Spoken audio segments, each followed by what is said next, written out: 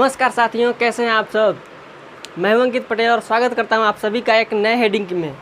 ठीक है, जो हमने पिछला हेडिंग पढ़ा था वो पढ़ा था कि सब वायरसों के सजीवों के वायरसों के निर्जीवों के समान लक्षण। जो हमने पिछला हेडिंग पढ़ा था वो क्या था कि जैसा कि जो वायरस होते हैं उनके जो लक्षण होते हैं, उनके कैरेक्टर जो होते हैं वो निर्जीव जब होते हैं, निर्जीव की तरह जब वो बिहेव करते हैं तो वो कैसे होते हैं। ठीक है, अब हम क्या पढ़ेंगे कि वायरसों के सजीवों के समान लक्षण, यानी कि वायरस जब सजीव कोशिका से जुड़ जाते हैं, जब उन पे अटैक करते हैं तो उस टाइम उनके कैसे लक्षण होते हैं। ठीक है, तो वो निर्जीवों से विभिन्न होते हैं, थोड़ा अलग होते हैं। तो गाइज़ आज हम इसी टॉपिक पर बात करने वाले हैं। ठीक है, तो सबसे पहले आप सबसे एक रिक्वेस्ट है कि अगर आप हमारे चैनल पर नए हैं तो प्लीज़ चैनल को सब्सक्राइब करके बेल आइकन प्रेस कर लीजिएगा। ठीक है, तो चलिए शुरू करते हैं आज के इस लेक्चर को। ठीक है, आइए देखते हैं कि हमारा जो हेडिंग है वायरसों के सजीवों के समान लक्षण, इस हेडिंग से ही पता चलता है कि इस मतलब जो टॉपिक है उसमें क्या होने वाला है। यही कि जो वायरस होते हैं जब वो सजीव की भांति बिहेव करते हैं, यानी व्यवहार करते हैं, और कब करते हैं, जब वो किसी सजीव कोशिकाओं से जब जुड़ जाते हैं या वो जब उन पर हमला करते हैं, अटैक करते हैं, उससे जुड़ जाते हैं तो वो क्या करते हैं, उसमें अपनी संख्याओं को बार बार बढ़ाने लगते हैं। तो वो उनका कैसा लक्षण होता है, क्या क्या कैरेक्टर होता है, वो किस तरह से मतलब अपनी संख्याओं को बढ़ाते हैं, इसमें बताने वाले हैं। तो देखिए पहला क्या है, इसका पहला लक्षण है कि वायरसों में माप, आकृति एवं संरचना।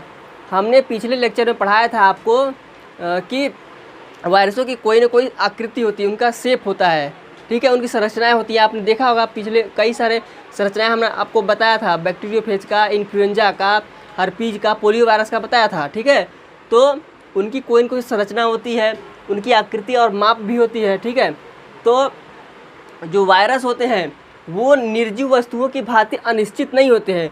उनकी जो आकृति, संरचना एवं जो माप होती है, ये जो लक्षण है, ये निर्जीवों की भांति जो है कि मतलब अनिश्चित नहीं होती है, बल्कि सजीवों की भांति निश्चित एवं अस्थायी होती है।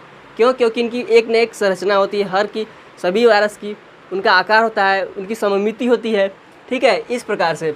उसके बाद है सजीव कोशिकाओं में पहुंचने पर, जब ये सजीव कोशिकाओं में पहुंचते हैं, कब? जब किसी प्रकार से ये अटैक करते हैं तो वायरस के न्यूक्लिक अम्ल जो होते हैं, ठीक है, आपको पता है कि वायरस जो है दो चीज़ों से मिलकर बना है। पहला है प्रोटीन, यानी जिसको हम कैप्सिड या प्रोटीन खोल कहते हैं। दूसरा है न्यूक्लिक अम्ल।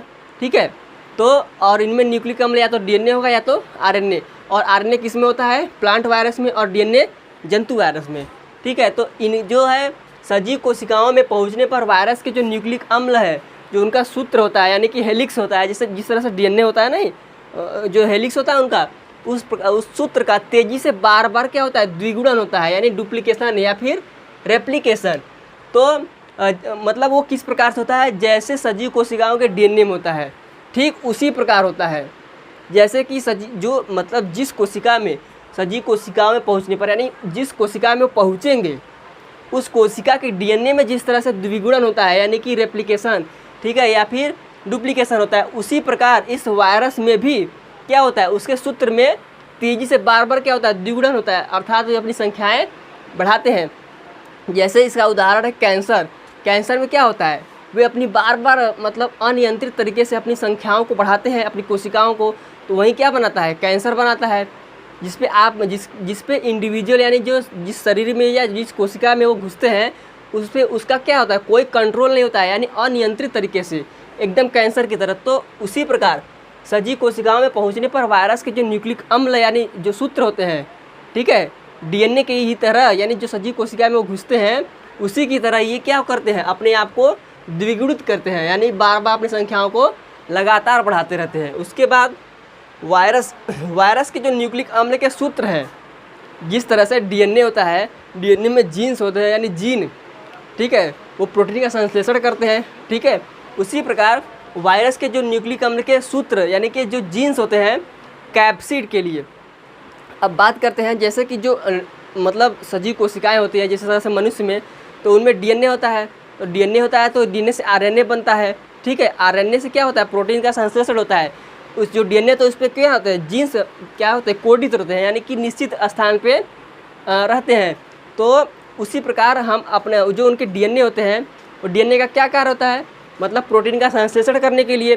तो हम अपने प्रोटीन का इस्तेमाल हमारे शरीर की संरचनाओं में होता है। उसी प्रकार जो वायरस होते हैं उनका शरीर किस प्रकार से बना होता है, दो चीज़ों से, न्यूक्लिक अम्ल और प्रोटीन खोल से। तो प्रोटीन का संश्लेषण के लिए जो उनका कैप्सिड होता है वो प्रोटीन का बना होता है। तो उस कैप्सिड के लिए प्रोटीन का संश्लेषण इनको करना पड़ेगा, ठीक है। तो वायरस के न्यूक्लिक अम्ल के जो सूत्र होते हैं उस पर जो जीन्स पड़े होते हैं, स्थित होते हैं, वो कैप्सिड के लिए प्रोटीन का संश्लेषण करेंगे। तो प्रोटीन का संश्लेषण के वो कब करते हैं, जब सजीव कोशिका यानी जिस कोशिका में वो अटैक किए रहते हैं, घुसे रहते हैं, जब वो सजीव कोशिका के डीएनए के जीन्स जब अपनी कोशिका के लिए वो प्रोटीन का जब संश्लेषण करते हैं, जैसे कि मान लीजिए किसी वायरस ने हमारे शरीर पर अटैक किया हो, ठीक है। तो जब हम भी तो अपनी प्रोटीन की संरचना यानी हमारे शरीर में कोई कहीं चोट लगा है, कोई त्रुटि है, या तो उसके लिए हम हमारा शरीर जो अपनी प्रोटीन मतलब बनाता रहेगा उसकी पूर्ति के लिए।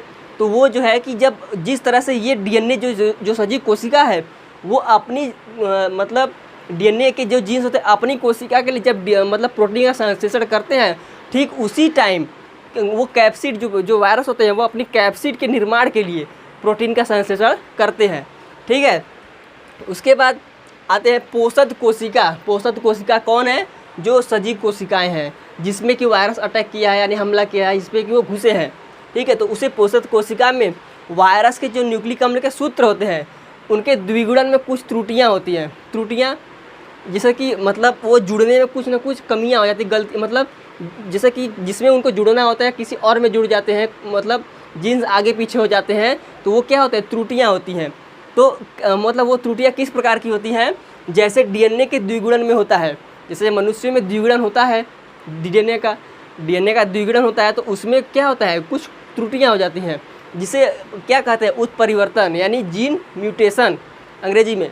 तो उत्परिवर्तन जैसे कि मतलब किसी मनुष्य में ऐसा होता है, जैसे देखे होंगे कि जिनमें जीन म्यूटेशन हुआ होता है उनके शरीर में कुछ मतलब अपंगता दिखाई देने लगती है, किसी न किसी प्रकार के मतलब व्याधियाँ होती हैं। तो उसी प्रकार पोषक कोशिका के वायरस मतलब में वायरस के न्यूक्लिक अम्ल के सूत्र के द्विगुणन में जो त्रुटियाँ होती हैं, ठीक उसी प्रकार होती हैं जिस तरह से डीएनए के द्विगुणन में, यानी जो वो डीएनए जो पोषक कोशिका का डीएनए होता है उसकी तरह होता है, तो उसे क्या कहते हैं, उत्परिवर्तन यानी जीन म्यूटेशन, ठीक है। उसके बाद है सजीव कोशिकाओं को नष्ट करके वायरस, ठीक है। जो वायरस होता है जब किसी कोशिका में अटैक करेगा तो वो क्या उसको नष्ट करेगा, ठीक है। तो सजीव कोशिकाओं को नष्ट करके वायरस जो जीव होता है जिसमें वो अटैक किया है वो जीव शरीर में रोग उत्पन्न कर देगा।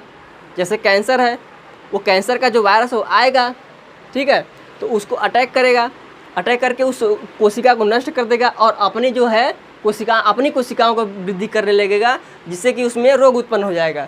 इसलिए इन्हें अंतःकोशिकीय रोगोत्पाद परजीवी, अंतःकोशिकीय यानी कोशिका के अंदर, रोगोत्पाद यानी रोग को उत्पन्न करने वाला, परजीवी यानी पैरासाइट। परजीवी मतलब कि परजीवी क्या होते हैं, वे जैसे कि मतलब कि उस कोशिका में रह भी रहे हैं, उससे अपना भोजन भी कर रहे हैं, अपनी संख्या भी बढ़ा रहे हैं और उसको नष्ट यानी नुकसान भी पहुंचा रहे हैं। तो इन्हें अंतःकोशिकीय रोगोत्पाद परजीवी अर्थात इंटरसेलुलर पैथोजेनिक पैरासाइट कहते हैं। उसके बाद है इन्हें विषाणु अर्थात वायरस क्यों कहा गया, इन्हें विषाणु इसलिए कहा गया क्योंकि ये कोशिका के बाहर निर्जीव होते हैं। आपको बताए थे हमने पिछले लेक्चर में कि वायरस जो होते हैं वो सजीव तभी होते हैं जब वो कोशिका के अंदर रहते हैं, यानी कि किसी ने कोशिका में मतलब हमला किया है या अटैक किया है, पहुँचे हुए हैं तब।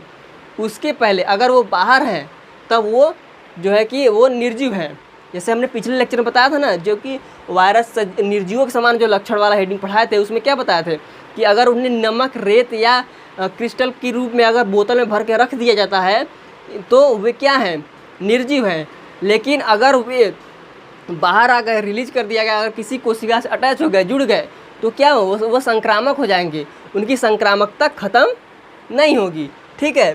तो इसी बात को कह रहा है कि इन्हें विषाणु इसलिए कहा गया क्योंकि ये कोशिका के बाहर निर्जीव होते हैं, ठीक है। अतः इन्हें बाध्यकर परजीवी यानी ऑब्लिगेट पैरासाइट, मतलब कि इन्हें जब ये कोशिका के अंदर हैं तब ये सजीव हुए और जब ये बाहर हुए तब ये निर्जीव, अर्थात इन्हें बाध्यकर परजीवी अर्थात ऑब्लिगेट पैरासाइट कहते हैं। तो ये जो है कि हमने आज ये वायरस के सजीवों के समान लक्षण जो हेडिंग हमने लिया था इसको कंप्लीट किया। तो गाइज़, अगर आपको हमारा वीडियो पसंद आया हो, अगर आपको कुछ अच्छा लगा हो, इसमें आपको समझ में आया तो प्लीज़ वीडियो को लाइक कर दीजिएगा, ठीक है। अगर आप चैनल पर नए हैं तो चैनल को सब्सक्राइब करके बेल आइकन प्रेस कर लीजिएगा, ठीक है। तो मिलते हैं नेक्स्ट वीडियो में, तब तक के लिए जय हिंद।